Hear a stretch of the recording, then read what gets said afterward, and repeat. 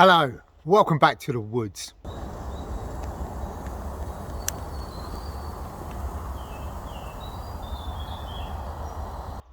Now, if you watched my last video, you'll know that I'm out in the woods on an outdoor first aid course. It's spring in the UK, and what I thought I'd do is I'd go through the gear that I take for a couple of nights out in the woods at this time of year.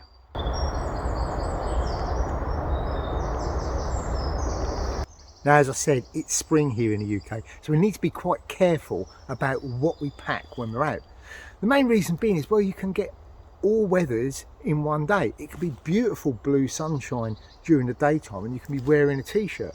Come night time, a clear sky can mean it can be really cold and you quite often have a good layer of frost. At the same time, the cloud can come in quickly and you can have heavy rain. So whatever you pack has got to cover you for all of those things. Warm days, potentially cold nights and extended periods of rain. So we need to think carefully about what gear we're going to pack to make sure we're protected.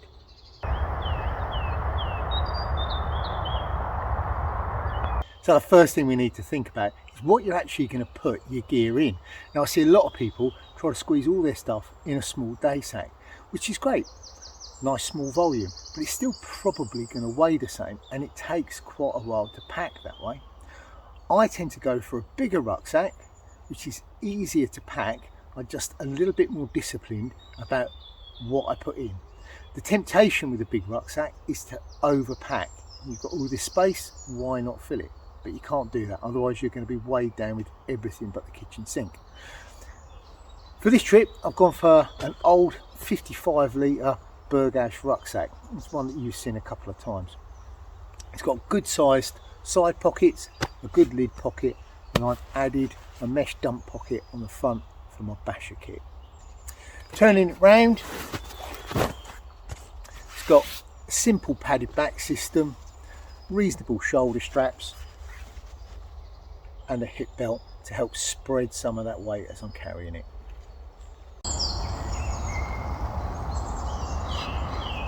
Now, it's important when we pack a rucksack that we do so logically. Think about the order you are going to use stuff in. Stuff like your sleeping bag, well, that's probably going to be used last, so that's going to be in the bottom of your pack. But other stuff that you're going to need through the day is going to need to be accessible. So those items are the items that go in the top or in the side pockets. And we'll start off with my top pocket. So opening up, well, when I stop, quite often it might be cold. I want my woolly hat. I've also in here got my little emergency fire kit. That's all in there. I've then also got my first aid kit. Through the course of the day, if I have an accident, I'm going to want to get to that fast. Also in the top here, I've got my small head torch,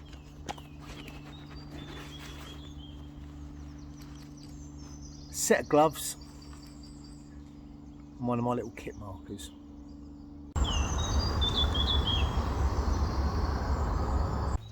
So next I'm going to look at my side pockets. So in this side I have my tools and my waterproof jacket. So in here I've got my little pruning saw, got my Mora knife, I've then got a Gore-Tex jacket and a set of Gore-Tex trousers in the bottom there. Also over on that side I have my tomahawk tucked down behind the side pocket, and that's there for prepping firewood or knocking in pegs while I'm setting my basher up.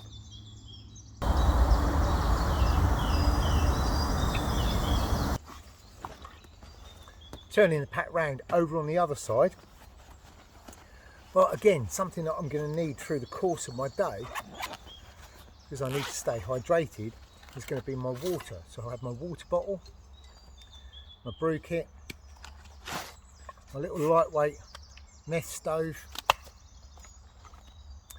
spoon, metal cup come cooking pot, and a lid.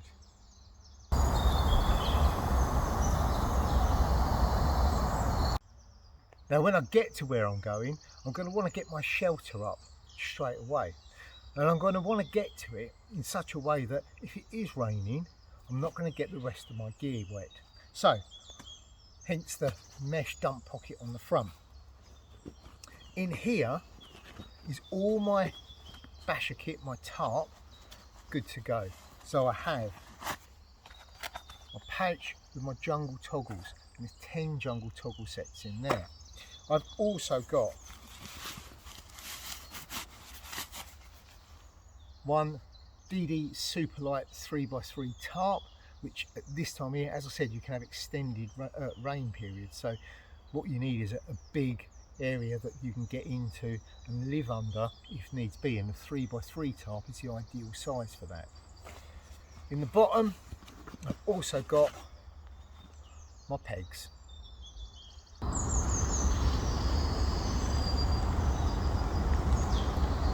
So once my tarp is all set up, I've then got a dry area that I can work underneath to get the rest of my gear out.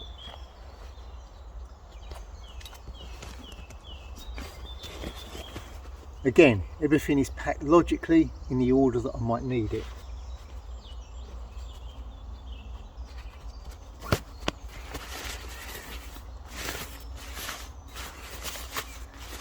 So going in the top,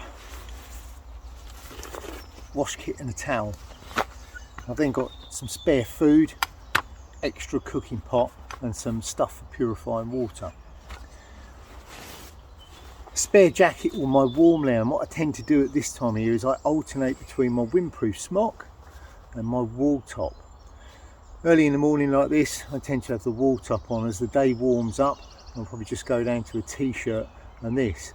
At night, when it starts to get really cold, I put this on over this. That helps with that layer system and keeping me warm. I've then also got my little minimal scarf, which is going to be there for keeping me warm or for using as my sleeping bag liner. I've then also got this little kit. That's a Yuko candle lantern for lighting up inside my tarp.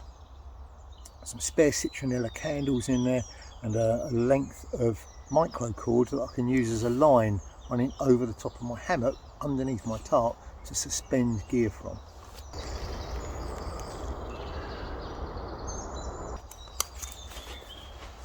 I've then got my sleep system. This is the Carinthia Defence 4, and this is one that I've modified so that I can put my hammock through the middle of it, and it's set up in just that way. I know that I'm going into woodland, so I know I'm going to use a hammock, so I've pre-threaded my hammock through the middle of my sleeping bag. It allows me to sleep in my hammock, the sleeping bag wrapped around me, so that I don't need an extra underquilt.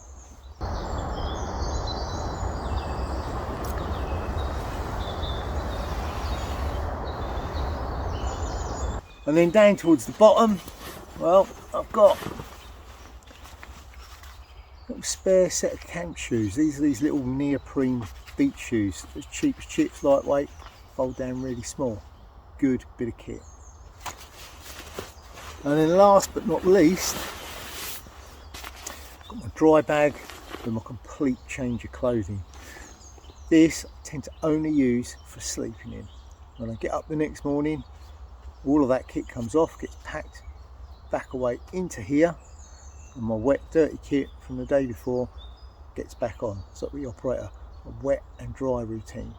That way I'll make this dry kit last longer, and I've always got something dry and warm to put on.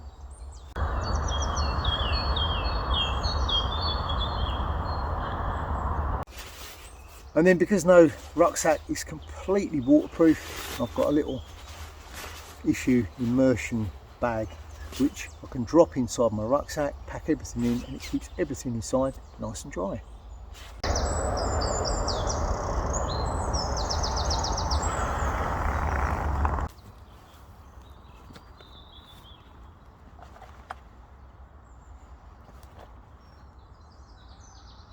So there you go. Those are the items I keep in my pack for a trip out at this time of year.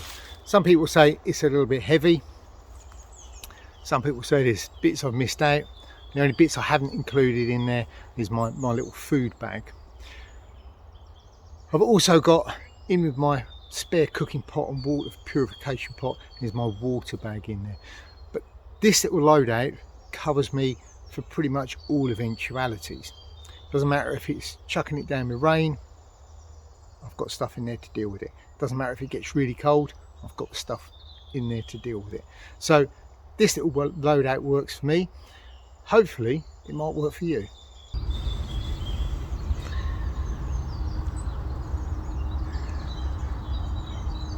So remember, if you enjoyed this video and you found it useful, then hit that thumbs up button. If you haven't subscribed already, subscribe to the channel, remembering to hit that notifications bell. You can also follow me over on Instagram and Facebook, and the links for that are in the description box down below. You can also find down there my Etsy shop. There is a link to the shop where you'll find the Greencraft patches and a few other bits and pieces that I sell, as well as a link also to my Patreon page. Why not get a bit more involved with the channel if you enjoy it and become part of the Greencraft family? And there are benefits to becoming a patron. I think that's everything. I've been Neil, and until next time, stay safe.